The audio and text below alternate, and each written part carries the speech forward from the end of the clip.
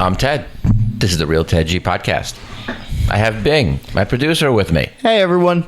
And he asked me a great question. What question did you just ask me? I asked you, and I have it written down so I don't mess it up.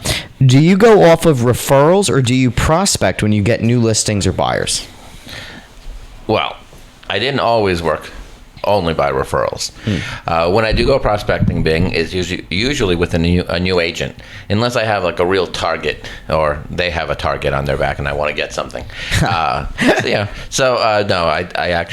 have the nice, I can say so wholeheartedly, I have great clients, former, present, future, and they do refer me. So a lot of probably 90% of my business is by referral. One thing that people probably don't realize, and because I'm smiling when I say it, a lot of my referrals are actually from the industry. I have agents, former agents, retired agents, agents that moved out of state. And this week alone, I think there were 5 properties we put on the market. A lot of them are actually preview showcases that we keep as exclusive listings. If anyone wanted some more information about those, they could call me directly. But about five different properties that I put together, I put on the market myself, not to mention the rest of my office, what they did. We're definitely enjoying this transitioning market and taking full advantage of it. Of those 5 properties, all of them came from referral. One was from an agent who left the state. Okay. Yeah, one was from an agent who retired, who still lives here. It's for her investment house that we're thinking of, selling. And the other 3 were actually from past clients. Now, how do you... we actually have our next guest right over there in the background. Oh, awesome. He actually gets to be on camera. He gets to be on camera. Yeah, that's why I like this camera view a lot. Now, my question to you is, obviously, no one starts with referrals off the bat. Right. So and I could say that 100% accurately. I did not, in my first 2 years, I did not work by referral. I worked by approaching and targeting and prospecting expired listings, for sale by owner listings, any opportunity, any listing opportunity, any buyer opportunity, taking out buyers. And as I'm showing buyers houses, some of those houses became what we call expired or became what we call didn't sell. I guess everyone calls it that, not just real estate people. They didn't sell, and then look at whose business card they had. Maybe they had the business card of the person that showed their property 7 different times to 7 different people. So when they're thinking, oh wait, who could sell my house? That's where I came up with my phrase, but I'm lying because I didn't come up with this phrase alone. My good friend Janine, she was actually the brain behind Ted selling houses, who's selling yours. Come up with a better one and tell me that one is not a classic. Ted selling houses, who's selling yours? So when did you start being an egomaniac? No. Oh.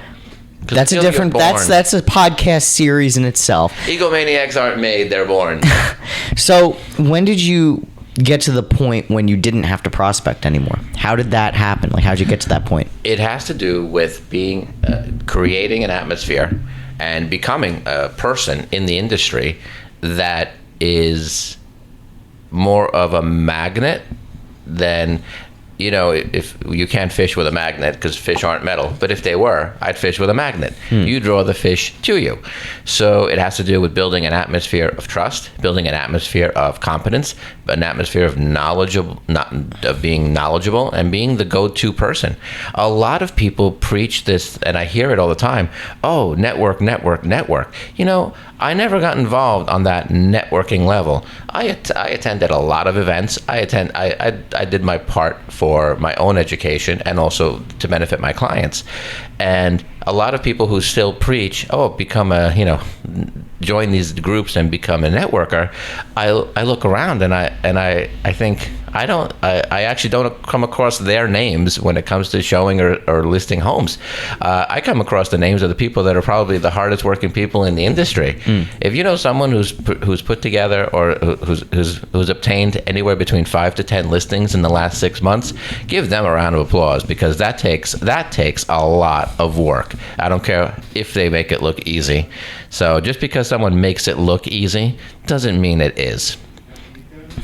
That's very good. That's a very good point. Yeah, I don't know what pill I've taken today, but there's something. You got an Aspire and a coffee right there, so I think that's what. Oh. I don't think it's a pill. Sadly, that's not the reason I'm high. Opium?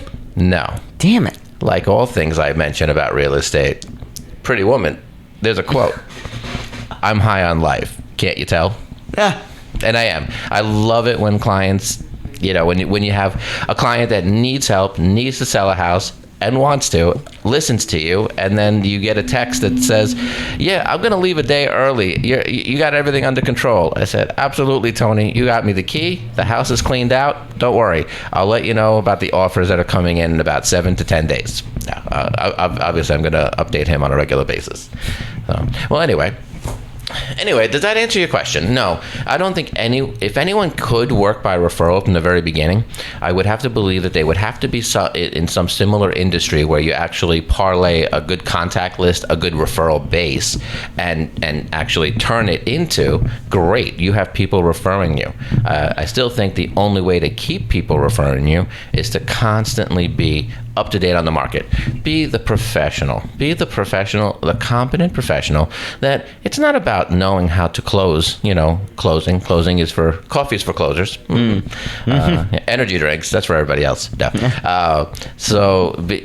Being the person that, it's not just about obtaining a listing or a sale. It's actually, keep this in mind. And you can correct me if I'm not fulfilling this. It's actually about helping when you're capable of helping.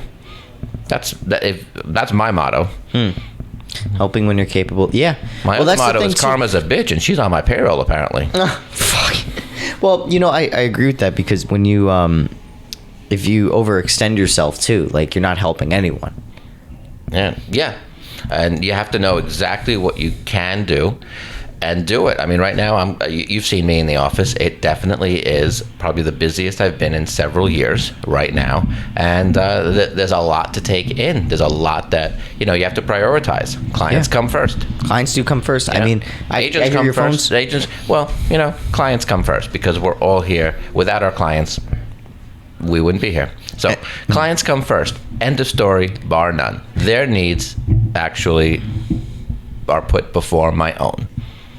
Yeah, and that's how business is, man. My picture now, that's put before everybody else. And he's got 3 of them too. So I think I'm gonna have our next guest, because he's actually been in the industry longer than I have.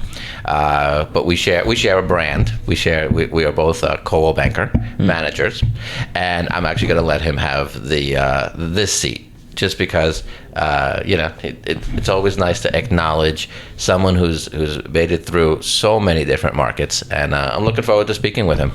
Excellent. Okay. Well, why don't you tell the folks where they can find us? So they can find me somewhere on Cloud 9. They could find me on TikTok, Instagram, Facebook. There's more. YouTube and Spotify. You said Spotify twice. TikTok. Maybe. And TikTok. Facebook.